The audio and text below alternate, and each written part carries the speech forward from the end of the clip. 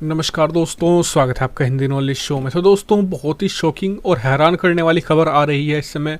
जी हाँ, कच्चे तेल के दामों को लेकर, और ऐसे मतलब कि इतने लो स्तर पर आज तक नहीं देखे गए हैं। जी हाँ, सब एक्सपेक्ट कर रहे थे कि जी $10 पर बैरल के आसपास, मिनिमम $10 पर बैरल होगा, इससे कम तो होगा ही नहीं।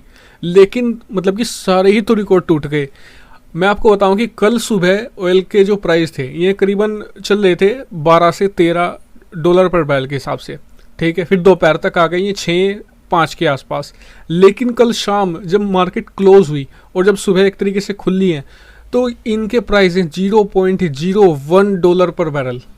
इंडियन रुपये में आपको बता देता हूँ, 70 पैसे का एक बैरल मिल रहा है, और एक बैरल में 119 लीटर ऑयल होता है। वो क्रूड ऑयल होता है, कच्चा ऑयल होता है। आप कहेंगे जी कि सारा का सारा प्योर थोड़ी होता है, लेकिन उससे ही निकलते हैं बहुत सारे प्रोडक्ट में निकलते हैं। डीजल में निकलता है, पेट्रोल निकलता है, बहुत सारी चीज़ें निकलती है। ग्रीस जैसे कि आप इस्तेमाल करते हो, तो इसके अलावा आप जो मोबाइल ऑयल यूज़ करते हो, सब उसमें से ही तो निकलता है।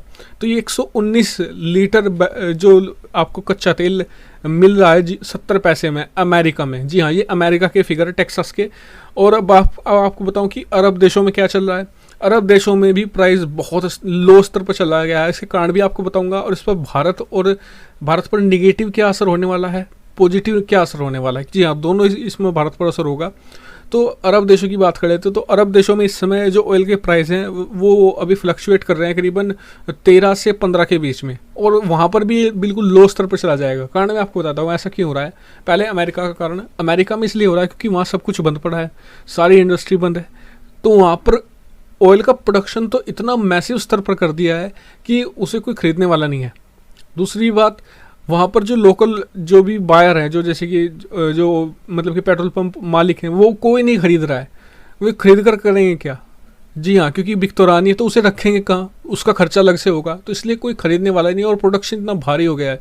इसके बाद जब ये जीरो पर चला गया एक तरीके से ऑयल, तो कनाडा ने अपने जो मतलब कि ऑयल प्लांट थे सब के सब शट डाउन कर दिए, सब के सब बंद कर दिए हैं।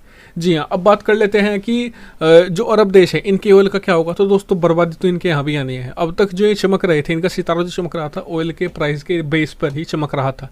लेकिन क्योंकि देखिए, अभी चल मान लीजिए कि हम महीने में, 2 महीने में, 3 महीने में ये पूरी तरीके से कोरोना ख़त्म भी हो गया, लेकिन उसके बाद जो इकोनॉमिक रिसेशन आने वाला है ना, उसमें भी मांग नहीं बढ़ने वाली ऑयल की। जी हाँ, उसमें भी घाटा ही होगा। यानी कि आने वाले समय अरब देशों के लिए बहुत ही मुश्किल समय है।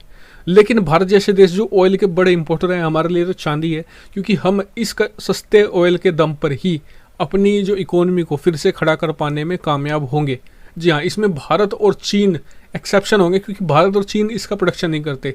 अमेरिका इसका फ़ायदा नहीं उठा पाएगा, क्योंकि अमेरिका सस्ता तेल ना तो अरब देशों से खरीद सकता है, ना ही अपनी कंपनियों से, क्योंकि अपनी कंपनियों से सस्ता तेल खरीदेगा जो शैल ऑयल बनाती हैं, तो उन पर जो कर्ज है वो इतना ज़्यादा है, वो माउंट एवरेस्ट जैसा कर्ज उन पर है।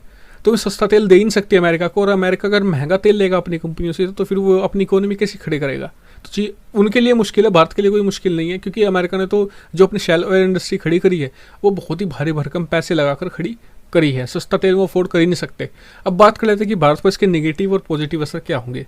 तो शॉर्ट टर्म में इस पर भारत की जी हाँ बिल्कुल पॉजिटिव असर होंगे, लेकिन क्योंकि भारत को सस्ता तेल मिलने वाला है, तो इसमें पॉजिटिव है। लेकिन आपको ये भी एक्सपेक्ट मत करना कि अभी से आपको मतलब कि सस्ता कोड़ियों के दाम में इंडिया में तेल मिलने लग जाएगा। आने वाले समय में तेल सस्ता जरूर होगा, लेकिन सरकार पहले इससे रेवेन्यू जनरेट करेगी, जिससे कि जो अभी तक हमने पिछले 2-3 महीनों में जो लॉकडाउन रहा है, 1 महीने में रहा है मसलन, उसका जो घाटा हुआ है सरकार ऑयल के थ्रू ही निकालने की कोशिश करेगी, जो एक सही कदम भी हुआ, क्योंकि आपको उसी रेट पर तेल नहीं मिलेगा, आपको तेल का रेट बढ़ने नहीं मिलने वाला। हाँ, थोड़ा बहुत इसमें घट ही जाएगा। अब बात कर लेते हैं कि भारत पर इसके निगेटिव असर क्या होंगे। तो निगेटिव असर ये हो सकते हैं कि इस क्राइसिस में जो अमेरिका की शेल ऑयल इंडस्ट्री है वो पूरी तरीके से बर्बाद हो जाएगी। जी हाँ, और इससे भारत को नुकसान ये होगा कि जो अरब देश है ये फिर से अपनी मनमानी पर ऑयल के दाम बढ़ाना शुरू कर देंगे।